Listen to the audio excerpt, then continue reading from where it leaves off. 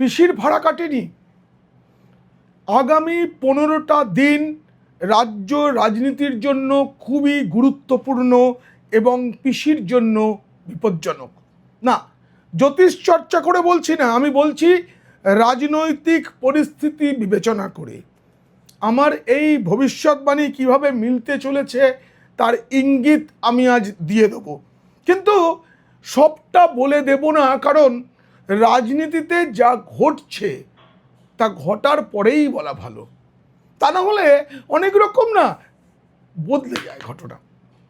আর এই সব কিছুর জন্য দায়ী পিসি নিজেই, মানে আমাদের বহিষ্কৃত মুখ্যমন্ত্রী, সঠতার প্রতীক। যথা সময়ে তিনি সঠিক পদক্ষেপটা করেননি, আর তার ফলেই তার কপালে শনি নাচছে, মানে তার দলের কপালে শনি নাচছে, এবং তার ভাড়া কাটেনি। কেন, কি কারণে? ভাইপো এমন ডিমের কুসুমে স্নান করলো, আর আরও বিপদ কেন এগিয়ে আসছে সেটা জানানোর এই প্রতিবেদন। যদি ভালো লাগে অবশ্যই সাবস্ক্রাইব করবেন।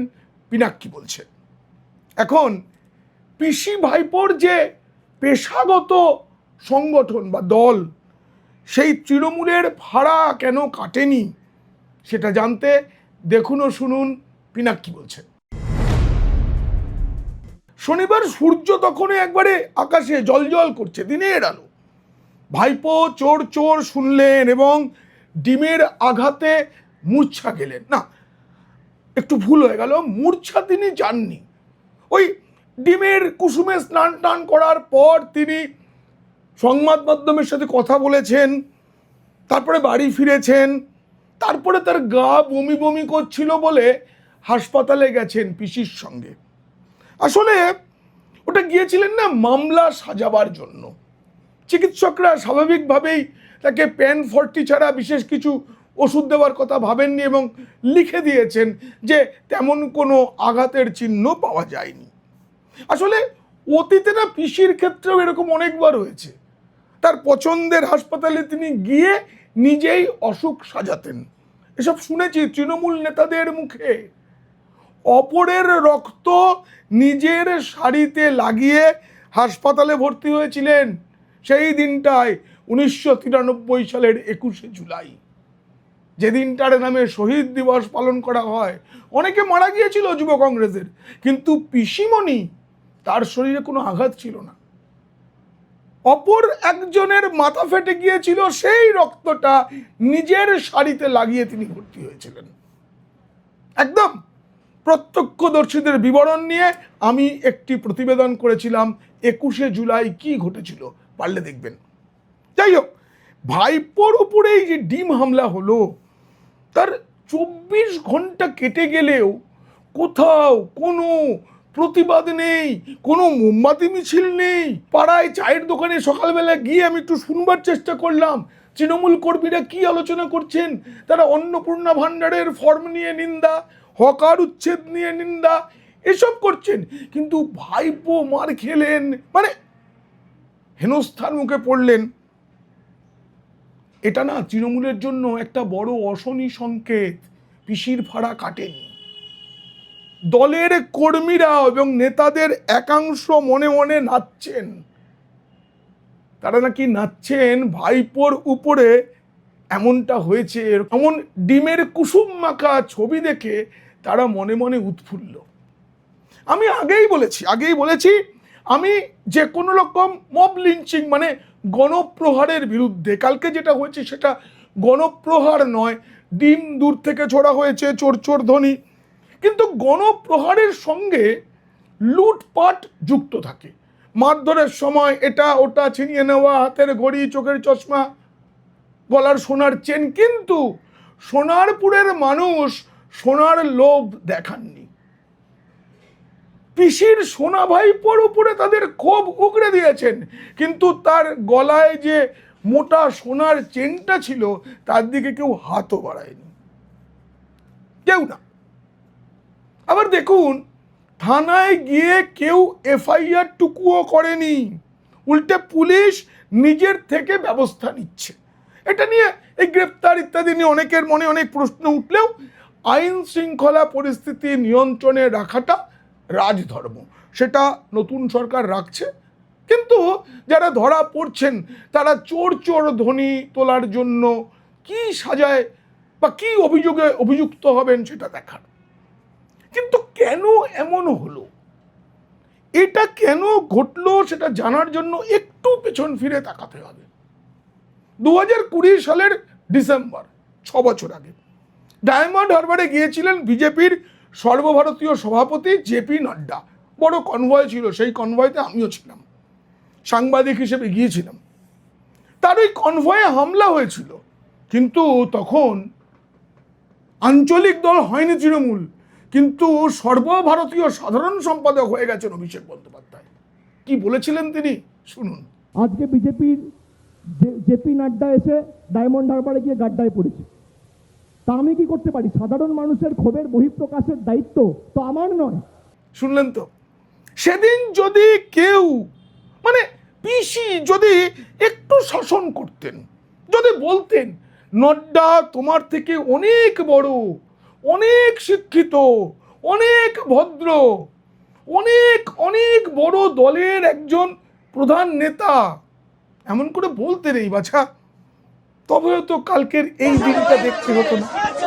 কি হলো,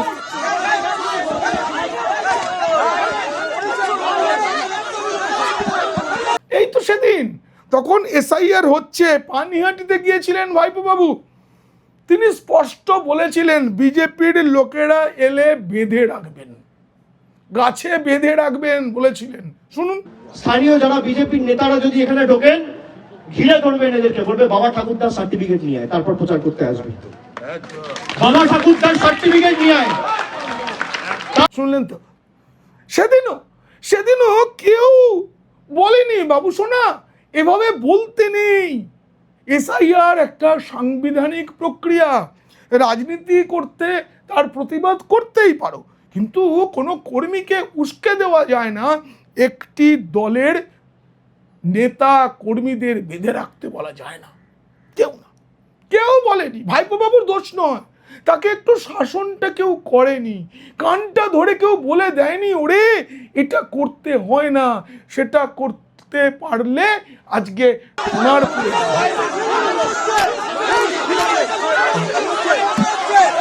মনে পড়ছে আরামবাগের সেই জনসভার কথা, গাড়ির বনেটের উপরে উঠে তিনি কি বলেছিলেন? ডিজে তো বাজবেই, এমন জোরে বাজবে কান ঝালাফালা করে দেবো। শুনলেন তো, তখন কানের গোড়ায় কেউ বলেনি ওরে বখাটে ছেলে, এইভাবে ভোটের প্রচার করতে নেই, মানুষের কাছে ভোট ভিক্ষা চাইতে হয় হাত জোর করে, এইভাবে অহং দেখাতে নেই রে বখাটে, তোর বিরুদ্ধে অনেক চুরি, অনেক অভিযোগ, অনেক পাপ, কিন্তু পাপ তো বাপকেও মানে না, কেউ বলেনি, কেউ না। তাই তো দেখুন না কি হলো। আরো একটা কথা মনে করাই, এই ভাইপো সেদিনের ছোকরা, তিনি কেন্দ্রীয় স্বরাষ্ট্রমন্ত্রীকে মানে অমিত শাহকে গুন্ডা বলেছেন, দিল্লির বাপ বলেছেন, কি না বলেছেন। এটাও বলেছিলেন 4 মের পর বিজেপির ঝান্ডা ধরার লোক যেন না থাকে, ডিজে বাজাবো। শুনুন। ফল বেরোনোর পর বিজেপির ঝান্ডা ধরার লোক যেন এই মাটিতে না থাকে। ভাইপোর দোষ নয়, সেদিন তার অভিভাবক স্থানীয়া যদি তার কানটা ধরে বলতেন ওরে এগুলো বলতে নেই। রাজনীতিতে জনতাই শেষ কথা বলে রে বাবা, আগে রাজনীতিটা শিখে নে, তারপরে এসব বলতে হয়। এই কথাটুকু কেউ বলেনি।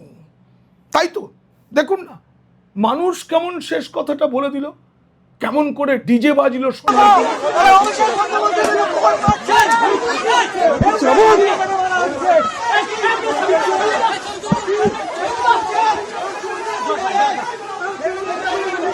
এবার বলি পিসির কথা, তার কপালেও যে ফাড়া আছে সেটা যে কাটেনি, তার জন্য বলি। তার আগে দেখুন রাতের বেলায় রোগীরা যেখানে থাকে, মানে ভাইপোকে যখন অ্যাপেলো হাসপাতাল বলল আমরা ভর্তি নেব না, কিছু হয়নি, তিনি তার বহুদিনের পরিচিত, অনেকবার তিনি ভর্তি হয়েছেন, বেলভিউতে নিয়ে গেলেন। সেখানে গিয়ে ওই রাতের বেলা রোগীরা রয়েছে, কি চিৎকার, চিকিৎসকদের এবং হাসপাতাল কর্তৃপক্ষকে গাল দিচ্ছেন, আপনারা শুনুন। You are running the hospital, taking the doctors, because BJP is in power. শুনলেন? দেখুন কিভাবে এইভাবে কোনো সুস্থ মাথার, কোনো শুভবুদ্ধি সম্পন্ন মানুষ এটা করে থাকে, কারো কাছ থেকে এটা শোভা পায়। আসলে তিনি এসব করে এসেছেন, তো তার ভাইপো কেন সাংসদ হয়েও হেনস্থার শিকার হলেন তাই নিয়ে তিনি গলা ফাটাচ্ছেন তো। কিন্তু বিজেপি সাংসদ খগেন মুর্মুর উপরে যখন আক্রমণটা হয়েছিল, রক্তে লাল হয়ে ভিজে গিয়েছিলেন খগেন মুর্মু। তার অন্যায়টা কি ছিল? তিনি বন্যার ত্রাণ দিতে গিয়েছিলেন। দেখুন সেই ছবিটা, কিভাবে রক্তাক্ত হয়েছিলেন। ইউটিউবের যে গাইডলাইন তাতে সেটা দেখানো যায় না, দেখানো উচিত নয়, মানুষ আতঙ্কিত হবেন, তাই ব্ল্যাক অ্যান্ড হোয়াইট করে দেখাচ্ছি কি অবস্থা হয়েছিল খগেন মুর্মু। আপনারা আক্রমণটা দেখলেন, এবার এই ছবিটাও দেখুন। দেখুন এইভাবে পাথর পিসিমণি একবার ভাইপোকে দিয়েও বলতে পারতেন তো একটু নিন্দা কর বাবা, তিনি নিজে নিন্দা করেননি, পরে একবার দেখা করতে গিয়েছিলেন হাসপাতালে। তারপর দেখুন রাজ্যের বিরোধী দলনেতা, তাকে কিভাবে পরিকল্পিতভাবে আক্রমণ করা হয়েছিল। দেখুন গাড়ি লক্ষ্য করে বড় বড় পাথর ছুটছে দুধেল গাইরা। সেদিনও কিন্তু পিসি, তার অহংকার প্রচুর, তিনি নিন্দা করেননি। ভাইপোকে তো কেউ শেখাতে পারতো, ওরে বাছা সবার দিন সমান যায় না চিরকাল, চিরদিন কাহারও সমান নাহি যায়, কেউ বলে। দেখুন না দুধেল গাইরা কি কি করেছিল। পিসির তো কোনো গার্জিয়ান নেই, কিন্তু কেউ যদি থাকতো, কেউ যদি বলতো তুমি একটু নিন্দাটুকু করো, তবে না ভাইপোর আজকে এই হালটা হতো না, জানেন। হেলমেট রক্ষা করতে পারছে না, ডিমের কুসুমে স্নান করছে ভাইপো। দেখুন দেখুন কিভাবে ডিমের দুর্গন্ধ গায়ে মেখে গা বমি বমি করছিল। এখানেই শেষ নয়, এই যে দেখুন হুগলি জেলায় মাত্র 2টো আসনে তৃণমূল জিতেছে, ধনিয়াখালী। কি একটা কাজের জন্য দল বল নিয়ে শ্রীরামপুরের সাংসদ কল্যাণ ব্যানার্জি সেখানে গিয়েছিলেন। ব্যাস, চোর চোর ধনী। মনে রাখবেন এই চোর চোর ধনীটা কিন্তু বিজেপির নয়, এটা এখন রাজ্যবাসীর স্লোগান। তারপরে একটু ঠেলা ঠেলি ইটপাটকেল, তার মধ্যেই কানে ফোন নিয়ে মূর্ছা গেলেন কল্যাণ। তিনি যখন মাটিতে পড়ে গেছেন তখনও তার কানে ফোন করছেন। ফোনটা কানে নিয়েই তিনি অজ্ঞান না কি যেন একটা হয়ে গেলেন। তারপরে অ্যাম্বুলেন্স, কিন্তু ফোনে কথা বলে যাচ্ছেন। আর সেটা দেখে সাধারণ মানুষ কি বলছেন জানেন, শুনবেন। একটা মানুষের ক্রেডিবিলিটি কোথায় গেলে সাধারণ মানুষ প্রকাশ্যে এরকম মন্তব্য করতে পারেন বলুন তো? কেন পারে? আমি বলছি না, তৃণমূলের ফাড়া কাটেনি আগামী 15টা দিন খুব গুরুত্বপূর্ণ রাজ্য রাজনীতিতে, এবং তৃণমূলের জন্য খুব বিপজ্জনক। ফাড়া কাটেনি, 79টা বিধায়কের অর্ধেকও আর সঙ্গে নেই। প্রধান বিরোধী দলের তকমা পাওয়া ক্রমশ কঠিন হচ্ছে পিসির কোম্পানির। একই সঙ্গে সিআইডি তদন্ত করছে সইজাল নিয়ে, নতুন করে সই করে জমা দিলেও পুরনো সইয়ের তদন্ত বন্ধ হবে না। ভাইপোকে ইতিমধ্যেই সিআইডি তলব করে রেখেছে আগামী 15টা দিন খালি দেখুন। কেউ যে তৃণমূলের পাশে নেই সেটা কাল যেচে পড়ে ঘোষণা করে দিয়েছেন বিধায়ক কুণাল ঘোষ। মানে এটাও পিসির একটা ফাঁড়া, কিন্তু এটা মাথায় রাখতে হবে। তিনি ফেসবুকে লিখে দিলেন, কি লিখলেন? অভিষেকের উপরে হামলার প্রতিবাদে অন্য দলের জাতীয় স্তরের নেতাদের পোস্ট দেখলাম, কিন্তু আমাদের দলের বহু সাংসদ, বিধায়ক, কাউন্সিলর, পদাধিকারী, প্রাক্তন সরকারি পদাধিকারীদের পোস্ট নজরে পড়ল না। মানে সাংসদ বিধায়ক, তারপরে আলাপন বন্দ্যোপাধ্যায় হেনা তেনা যারা দুধ কলাটা খেয়েছে তাদের কথা বলছেন। অথচ সরকারটা তৃণমূলের থাকলে এদেরই অনেকের বলচাল অন্যরকম হতো। কারা দলের মঞ্চ ভাঙিয়ে নিজের কাজ করে গেল এখন বুঝতে অসুবিধা হচ্ছে না। দাদা, অনুগামী, বস, ভিডিও, সেলফি, এদের একাংশ কোথায়? এটা কি শ্রীজাত বা সুবোধবাবু, কবির সুমন, শুভপ্রসন্ন এদের কথা বলছেন? হবে হয়তো। তারপরে ফিল্ম ইন্ডাস্ট্রির যারা ভিড় করে থাকতেন পিসির দুপাশটা, ভাইপো গেলেই আমার দাদা আমার দাদা আমার দাদা, এসব যারা করতেন তাদের উদ্দেশ্যে নিশ্চয় কেউ নেই। তাই বলছি না, আর 15টা দিন। আমি ভবিষ্যৎবাণীটা করেই দিই, পিসি ভাইপো দুজনেই জেনে রাখুন, আর 15টা দিন, তারপরে বলতে হবে তৃণমূল নামে একটা দল, একটা পেশা ছিল। আমি ভুল খবর দিই না বলেই ইউটিউব এই চ্যানেলকে স্বীকৃতি দিয়েছে, মেম্বারশিপের সুবিধা দিয়েছে। পিনাক্কি পোলচের পাশে দাঁড়াতে হলে আপনারা যে চাইবেন তারা মেম্বারশিপ নিতে পারেন। ইতিমধ্যেই অনেকে নিয়েছেন, আর কয়েকদিনের মধ্যে সংখ্যাটা আরেকটু বেড়ে গেলে মেম্বারদের জন্য বিশেষ উপহার অপেক্ষা করে আছে। ও হ্যাঁ, একটা কথা বলতে ভুলে গেছি। অনেকেরই প্রশ্ন, এই ডিম হামলার পর ভাইপো বাবু অ্যাপোলো হাসপাতালে গেলেন, অ্যাপোলোর পোশাক পরেই হুইল চেয়ারে বসে পিসি তাকে নিয়ে চলে গেলেন বেলভিউ থেকে বাড়ি চলে গেলেন। ডাক্তাররা বললেন কিছু হয়নি, কোথাও কোনো আঘাত নেই। ওই পোশাকটা কি অ্যাপোলোতে ফেরত দেওয়া হয়েছে? অনেকেই আমার কাছে জানতে চাইছেন, আমার জানা নেই।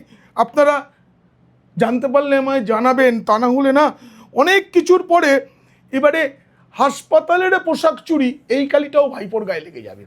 আজকের প্রতিবেদন কেমন লাগলো জানিয়ে অবশ্যই মন্তব্য করবেন। ভালো লাগলে বন্ধুদের, খারাপ লাগলে শত্রুদের শেয়ার করবেন। আপনারা খুব ভালো থাকবেন।